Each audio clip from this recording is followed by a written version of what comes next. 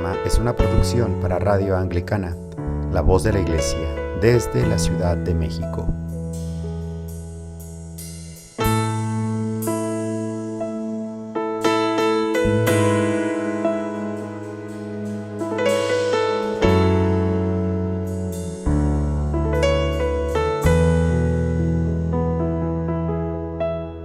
Entra, la puerta está abierta, quiero que conmigo vengas a cenar. Entra, la puerta está abierta, aunque no soy digno, te quiero escuchar. Entra Cristo Jesús en mi corazón, quiero que inundes todo con tu presencia, quiero sentir el amor que nunca tuve, porque no quiero ser igual cuando amanezca.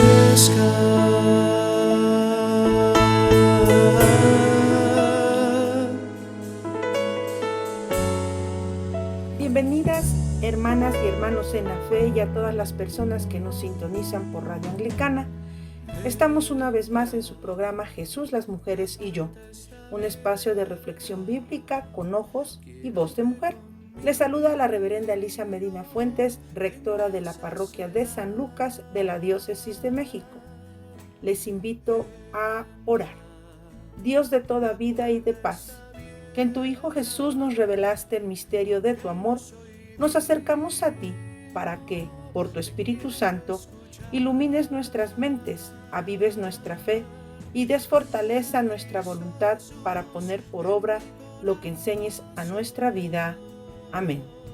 En la reflexión de nuestros encuentros con Jesús, hemos comenzado a hablar del seguimiento, es decir, el discipulado que se nos ha presentado en el Evangelio según San Juan, donde dicho discipulado es accionado por 4 verbos: conocer, creer, permanecer y servir. Estos 4 verbos de acción que presento como un caminar discipular tienen la finalidad de ayudarnos en nuestra misión como iglesia, pero también como hombres y mujeres que hemos decidido día a día caminar con Jesús ante los retos y posibilidades de esta realidad en la que vivimos. Es así que en nuestro programa anterior, al conocer a María de Betania, describimos uno de estos 4 verbos, el verbo servir. Recordar que Jesús inicia su discipulado amando, mirando y llamando a seguirle. Para Jesús sus discípulas y discípulos no son doulos, es decir, no son esclavos. Para Jesús son sus amigos y amigas.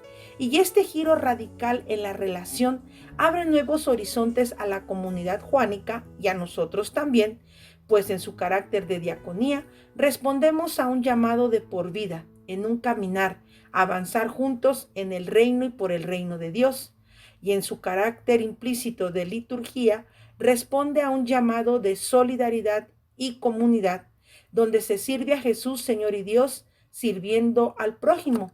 Todo esto guiados por su amor ágape, para encarnar precisamente dicho amor. Ahora bien, lograr pasar de doulos, es decir, esclavos al servicio, a amigos y amigas de Jesús, que sirven guiados por el amor, se necesita un proceso de fe reflexiva, que se efectúa cuando reconocemos quién es Jesús y creemos en Él. Y es aquí donde viene otro de nuestros verbos de acción discipular juánico, creer. Para reflexionar sobre este verbo creer, nos vamos a acercar al capítulo 9 del Evangelio según San Juan, donde se narra la curación de un ciego de nacimiento, y cómo el redactor del Evangelio nos mete a reflexionar nuestros propios procesos de fe ante la respuesta de si creemos o no creemos en Jesús, tal y como los diferentes grupos colectivos se nos presentan en tan bello capítulo. Empecemos pues escuchando este texto bíblico de San Juan capítulo 9. Mientras pasaba Jesús, vio a un hombre ciego de nacimiento, y sus discípulos le preguntaron diciendo: Rabí, ¿quién pecó, éste o sus padres, para que naciera ciego? Respondió Jesús: No es que éste pecó ni tampoco sus padres. Al contrario, fue para que las obras de Dios se manifestaran en él. Me es preciso hacer las obras del que me envió mientras dure el día. La noche viene cuando nadie puede trabajar. Mientras yo esté en el mundo, luz soy del mundo. Dicho esto, escupió en tierra, hizo lodo con la saliva, y con el lodo untó los ojos del ciego. Y le dijo: Ve, lávate en el estanque de Siloé. Siloé, que significa enviado. Por tanto fue, se lavó y regresó viendo. Hasta aquí la lectura. En los evangelios sinópticos está bien atestiguado el hecho de que Jesús sanó a varios ciegos. A reserva de poder duplicar algunos, podemos encontrar el relato de la curación del ciego Bartimeo en Marcos 10, la curación de los 2 ciegos en Galilea en Mateo 9:27 y otros 2 saliendo en Jericó en Mateo 20:29. También tenemos la curación de un ciego y mudo en Mateo 12, un ciego sanado usando saliva y por etapas en Marcos 8:22, y curaciones que se mencionan como se resume en Mateo 15:30 y 21:14. A este listado se agrega el relato de estudio de este tercer encuentro, el ciego de nacimiento de Juan 9.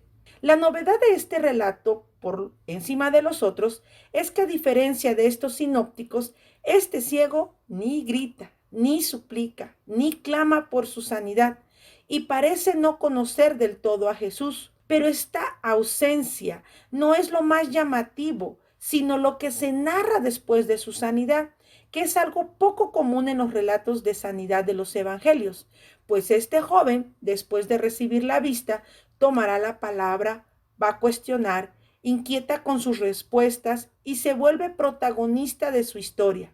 Y, ante su proceso de reflexión de su fe, este joven está también el de los otros grupos, tales como los discípulos de Jesús, los judíos y las autoridades, los vecinos y sus padres. Todos estos grupos nos van a enseñar en qué forma nosotros creemos o no creemos en Jesús el Mesías. No es fácil delimitar este relato, pues es difícil separar su estudio del capítulo 9 sin voltear a ver el capítulo 8 y el 10.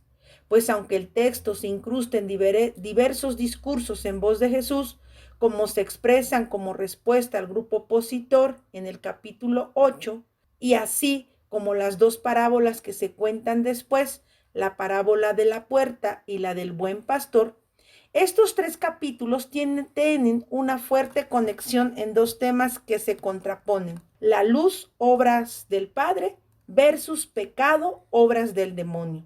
Esto está en juego: revelar las obras de Jesús, que son luz y vida, muy contrarias a las estructuras de poder y represión, cuyas obras son las tinieblas y la muerte. Por lo cual, no debemos de perder de vista estos 2 elementos durante la narración tan rica y compleja. Ahora les pido que en sus mentes imaginen 4 cuadros o escenas, como las escenas de una obra de teatro. En la primera escena tenemos el prólogo del capítulo 8, versículos 12 hasta el 59. En estos versículos Jesús dice: Yo soy la luz del mundo. El que me sigue no andará en tinieblas, sino que tendrá la luz de la vida. El segundo cuadro o escena es propiamente el capítulo 9 en el encuentro de Jesús con este joven ciego, donde Jesús les dice: Yo he venido a este mundo para juicio, y para que los que no ven, vean, y para los que ven, se vuelvan ciegos. El tercer cuadro es un discurso teológico en el capítulo 10, donde se nos recuerda que Jesús ha venido para que tengamos vida y para que la tengamos en abundancia. Y por último, en el cuadro número 4, el cierre en el capítulo 10, 21, donde se le dice a Jesús: ¿puede acaso el demonio abrir los ojos a los ciegos? Así pues, en estos 4 cuadros y sin perder de vista el lugar que ocupa la sanidad del ciego en este amplio relato temático de 3 capítulos, nuestro análisis se va a enfocar en el capítulo 9. Dada la riqueza del texto y su estructura interna, se hace manifiesta la habilidad dramática del redactor del Evangelio, lo cual hace de este relato una obra maestra. Y es por esta habilidad dramática del texto que vamos a tomar otro elemento del análisis narrativo, que es la voz narrativa, como elemento de acercamiento y reflexión al texto. Explicando un poco, esta característica de la voz narrativa es una voz que se ingenia para guiar al lector en el recorrido del texto, dando toda clase de aclaraciones necesarias para comprender este texto. Por lo tanto, se apoya de 2 formas, el comentario explícito y el comentario implícito. Explico.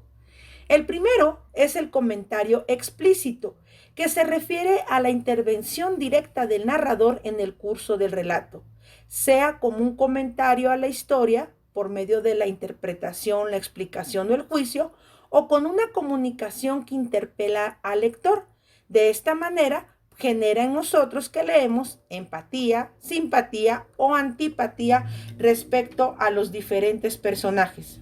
Pero esta voz, cuando se torna más sutil, más tenue y más discreta en el relato, se percibe como el comentario implícito. En este tipo la comunicación es indirecta y el narrador hablará de manera tácita, por palabras y o por los actos de los personajes.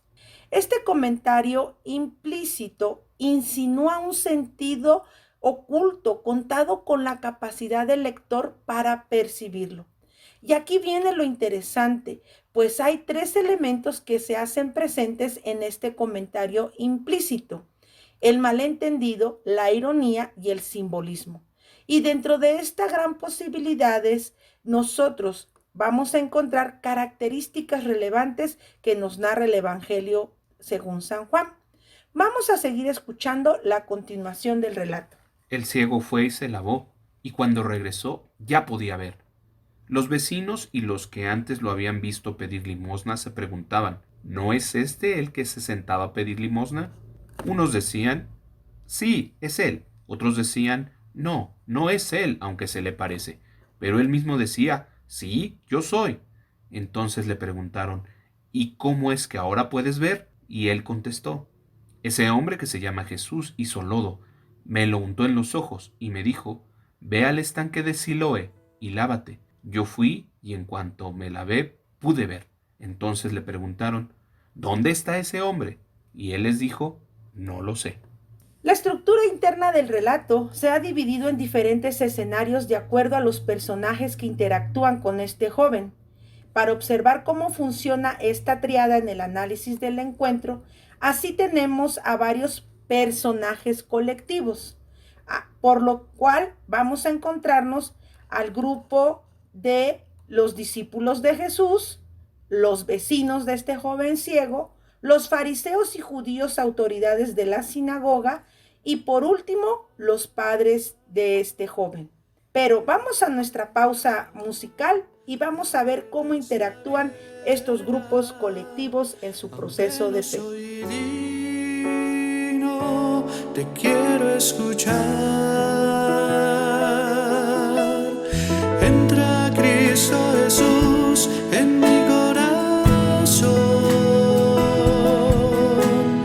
Quiero que inundes todo con tu presencia. Quiero sentir el amor que nunca tuve,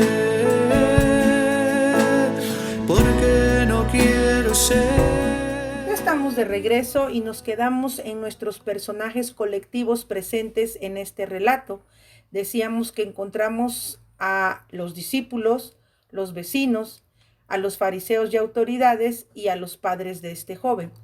Vamos a ir viendo cómo estos grupos reflexionan su fe y deciden creer o no creer en Jesús ante este encuentro.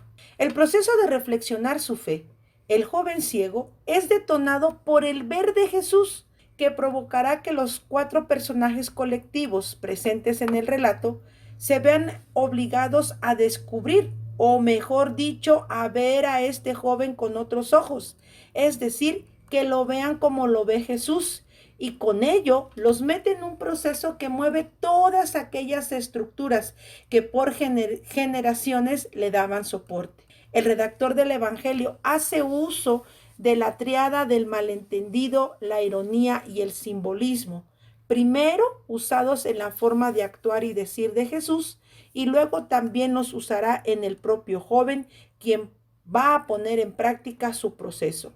Vamos a desmenuzar pues estas peculiaridades de la voz narrativa en estos 3 elementos. Primero, el malentendido. De manera sencilla es la confusión que se da entre los personajes de la historia, con el objeto de alertar al lector y señalarles las vías de comprensión erróneas. Se agrega que este es el caso en el Evangelio del capítulo 9 que estamos viendo.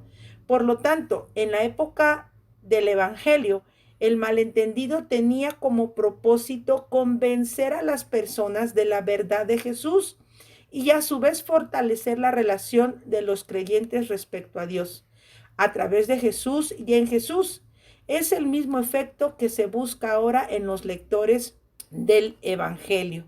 Y siguiendo el esquema se puede observar que Jesús no empieza con una declaración propiamente, sino con una acción. Al pasar Jesús vio. Esto desencadena el malentendido en todos estos personajes o actores. El ver de Jesús provoca en sus discípulos y trae al diálogo una de las preguntas más difíciles de contestar en la historia de Israel: la idea de relacionar pecado y enfermedad de manera directa. Como consecuencia es castigo de Dios. Así es como lo entendían. Por eso le preguntan a Jesús: ¿quién pecó? Jesús responde claramente: nadie pecó. Es para que la voluntad del Padre se vea, que el que me ha enviado vengo a hacer sus obras, y continúa su actuar. Así Jesús escupe, forma lodo, unta y dice. Es decir, quita esa concepción de pecado, culpa, castigo. El proceso por el cual Jesús invita a sus discípulos por este malentendido no es en primer lugar hacer una gala y ostentosidad de su poder. Mírenme qué poderoso soy, yo puedo sanar a un ciego con saliva y tierra. Tampoco es ridiculizarlos poniendo en evidencia su ignorancia, ni generar las risas burlonas en el lector, porque pues ¿cómo se puede pecar en el vientre de la madre? Esa es la pregunta que sobresale. Esta no es la finalidad. Lo que Jesús quiere es que sus discípulos puedan ver como ve Dios, que vean lo celestial en lo terrenal.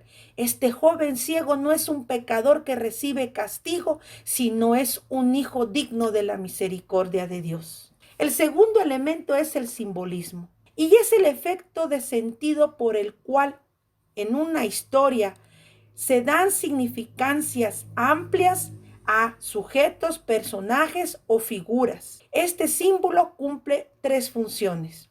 Primero, nos provee una ayuda para la interpretación en el sentido del texto. Por ejemplo, la palabra Siloé.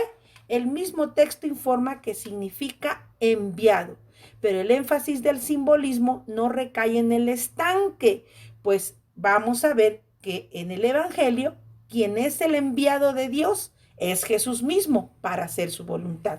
Otra función del simbolismo es didáctica. Por ejemplo, Jesús enseña con imágenes quién es Cristo. El mismo joven ciego, aún como personaje, es un símbolo de doble significación. Por un lado, es símbolo de todos aquellos impuros ante la ley que sin quererlo entran en esta categoría, pero también es símbolo de todos aquellos que creen con alegría y reciben con entusiasmo a Jesús. Tercero, se añade el simbolismo para que el lector pueda entender el sentido de todo este macro texto. Jesús es la luz del mundo.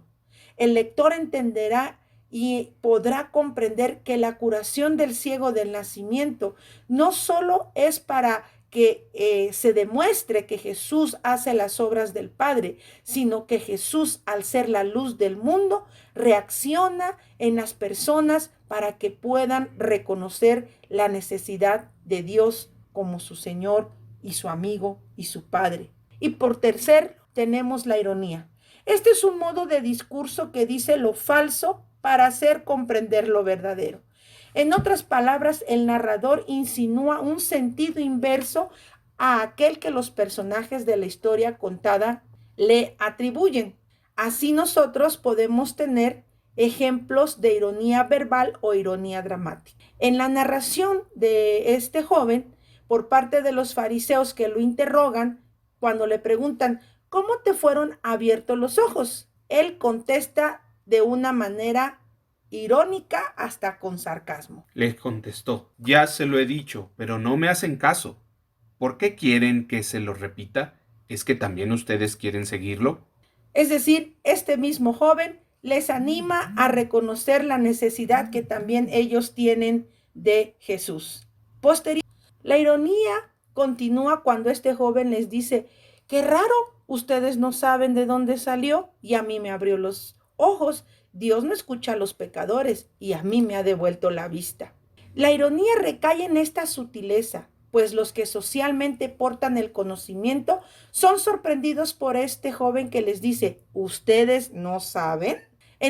Luego en el versículo 31 se incluye a este grupo, a los que supuestamente saben, a expresarlo en primera persona. Nosotros sabemos, tú no sabes. Pero la ironía continúa cuando en el texto el narrador genera una discordia entre el discurso de los fariseos y el joven.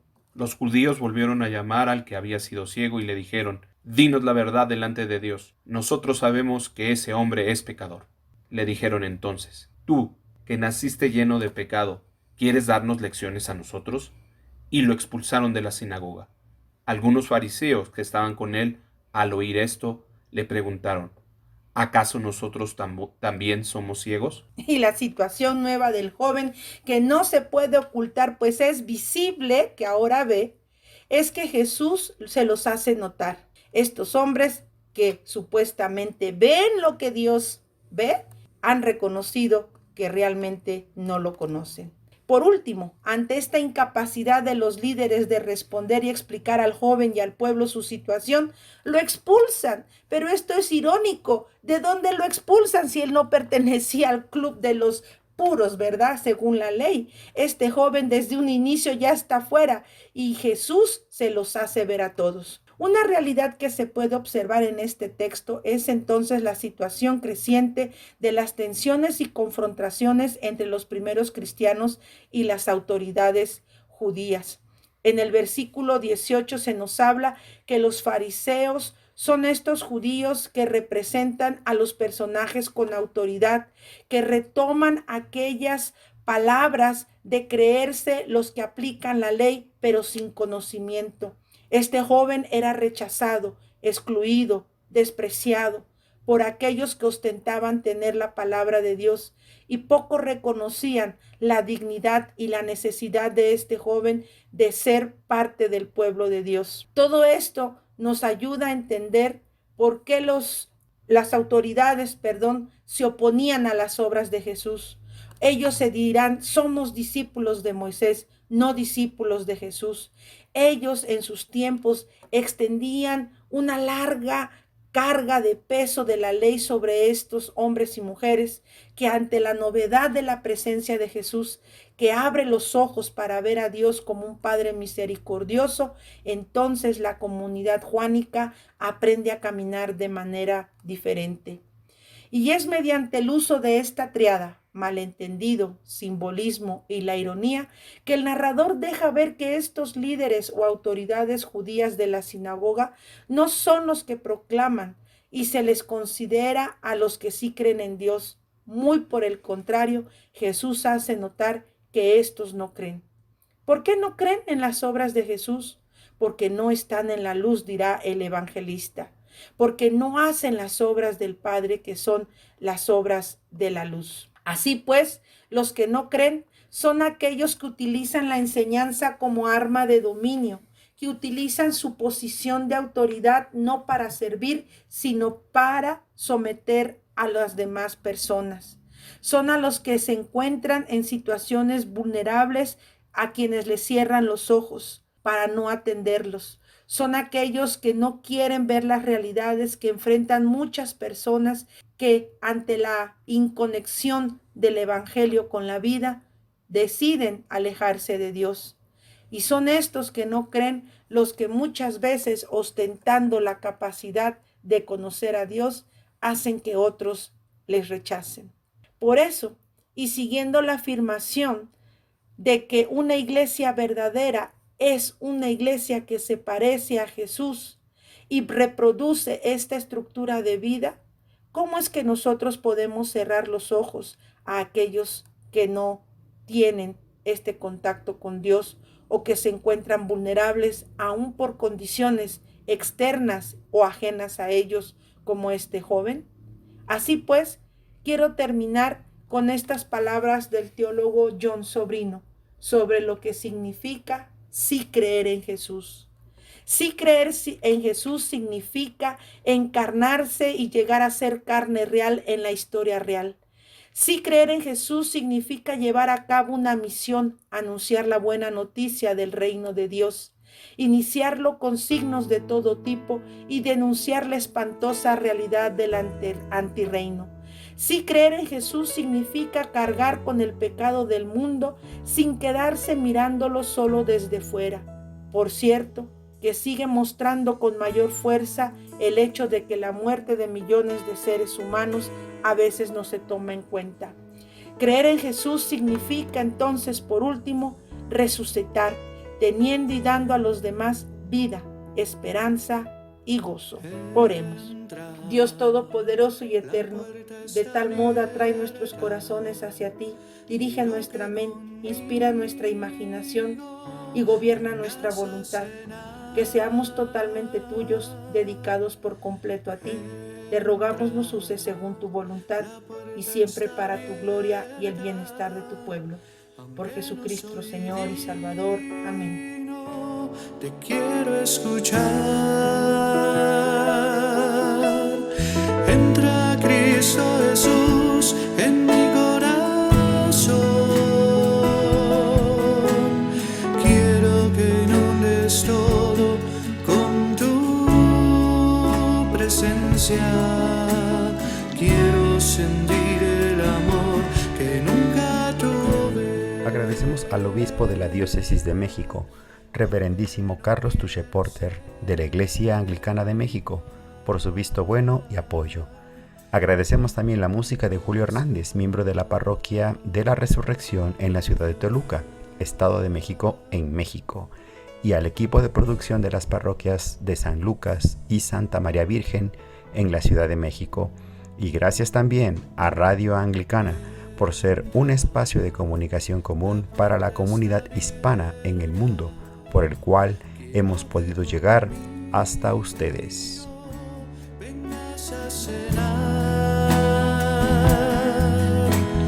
Entra, la puerta está abierta, aunque no soy digno, te quiero escuchar.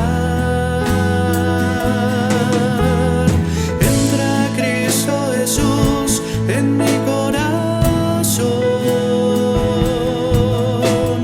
Quiero que inundes todo con tu presencia.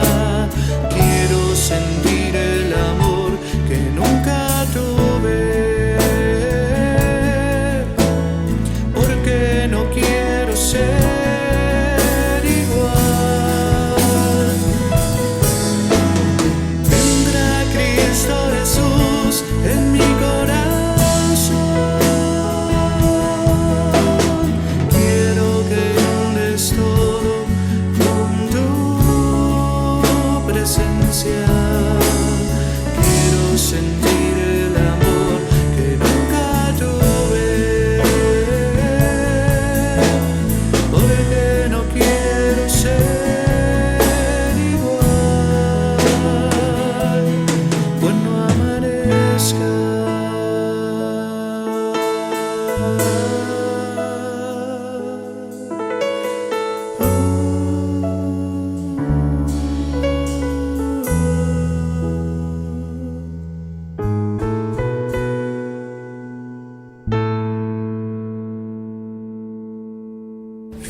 mes que adelante, pues desde la fe. Usted está en sintonía de Radio Anglicana, transmitiendo vía internet en www.radioanglicana.es. También puede escucharnos en su dispositivo móvil, descargando nuestra aplicación para Android e iOS. Radio Anglicana, la voz de la Iglesia.